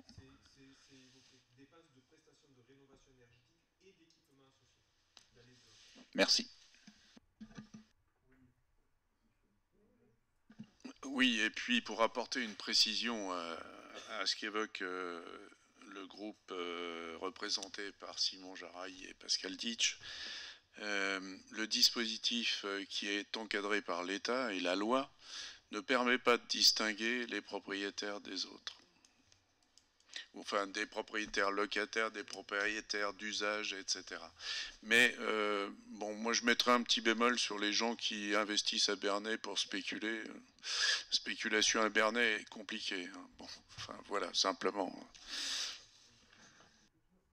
De toute façon, comme c'est encadré par la loi, on ne va pas faire... la délibération, c'est qu'il faut qu'elle soit votée comme elle est écrite. Donc, on va passer au vote. Qui est contre? Qui s'abstient? 3 abstentions adoptées. Je vous remercie. Et là, on passe aussi à la création du dispositif d'aide au ravalement de façade. Alors, dans le cadre toujours de notre politique d'amélioration du cadre de vie de nos habitants et pour préserver le patrimoine bâti sur son territoire, la ville de Bernay souhaite mettre en place une opération d'aide au ravalement de façade. Ce projet part du constat du vieillissement du bâti et de son manque d'attractivité commerciale et résidentielle dans certains secteurs. Il s'intègre dans la démarche commune de protection et de mise en valeur du patrimoine avec la révision de notre PLU et le travail sur l'AVAP, d'opérations de revitalisation du territoire, l'ORT, et du programme Petite Ville de demain. Les objectifs de cette campagne sont de conforter l'attractivité du centre-bourg et des secteurs identifiés par une mise en valeur globale du paysage urbain, d'inciter un ravalement raisonné, respectueux des caractéristiques architecturales du patrimoine bâti de la commune et ainsi contribuer à sa pérennisation. De préserver et de valoriser le patrimoine bâti. Pour accompagner cette démarche, la ville mettra en place une aide financière spécifique aux propriétaires occupants ou bailleurs privés concernant sans condition de ressources. L'aide, elle sera déployée pour 3 années, soit pour la période 2025 à 2027. Chaque année, une enveloppe budgétaire sera allouée et le nombre de dossiers éligibles sera calculé en fonction de celle-ci. Le montant de l'aide est fixé à 30% du coût hors taxe des travaux, avec un plafond à 5 000 € par propriété. Ce dispositif est cumulable avec l'exonération de TFPB si le projet rentre dans les 2 dispositifs. Enfin, les propriétés considérées comme non décentes ne pourront bénéficier de l'aide au ravalement de façade. Cette aide leur pourra être attribuée une fois que le logement aura été considéré comme décent. L'enveloppe budgétaire affectée au projet est de 50 000 € la première année. Une enveloppe est prévue les 2e et 3e années d'au moins du même montant, revalorisable en fonction de l'utilisation réalisée de l'année précédente. Le règlement de l'opération aussi annexé précise notamment les critères d'éligibilité à cette aide communale ainsi que les conditions d'attribution. Voilà, il vous est proposé d'adopter ce projet d'aide au ravalement de façade, d'approuver le règlement de l'opération et de m'autoriser à arrêter les modalités pratiques de mise en œuvre et de me déléguer la signature de tous les actes permettant la bonne exécution de la présente. Est-ce que vous avez des questions? Pascal. Oui, là aussi, on est partagé. Bien sûr, on comprend l'intérêt de la délibération pour inciter les propriétaires à rénover les façades. Il y a l'OPH qui permet ça aussi, me semble-t-il. Hein, d'accord. Mais là se pose aussi la question, parce qu'il y a marqué, alors attendez, sans condition de ressources. C'est-à-dire qu'en fait, on ne fait pas de distinguo entre quelqu'un qui va faire un effort supplémentaire et quelqu'un qui a déjà les moyens et qu'on va aider à hauteur globalement de 50 000 € et de 30%, c'est ça, non? 30%. 30%, voilà c'est ça. Et... Bah ouais, mais il y en a qui en ont besoin, mais il y en a qui n'en ont pas besoin, quoi. Pascal, si on va avoir un droit à louer qui va l'obliger. Non, pas sur les façades. La façade, le permis de louer n'oblige pas de faire les travaux de façade, de ravalement de façade. Ben non. Regarde, prends la rue Thiers, la rue principale, on va dire, de la côte de Rouen. Et voilà. Combien d'immeubles sont à ravaler? Il y en a beaucoup. Et donc, même si on peut penser que c'est des propriétaires qui ont des moyens ou autres, ils ne sont pas faits. Il faut qu'on trouve des solutions pour les inciter. Mais on n'est même pas certain qu'avec cette incitation-là, ils vont le faire. On le verra au nombre de demandes comme ça. Et encore, on ne peut pas faire dire c'est les conditions de ressources ou pas conditions de ressources. C'est pour tout le monde. Voilà. Est-ce qu'il y a d'autres questions? S'il n'y a pas de questions, on passe au vote. Qui est contre? Qui s'abstient? Adopté. Je vous remercie.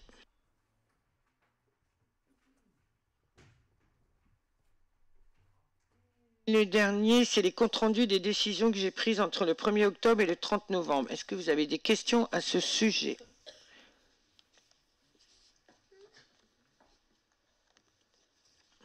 Pas de questions? Donc très bien, adopté. Acté plutôt.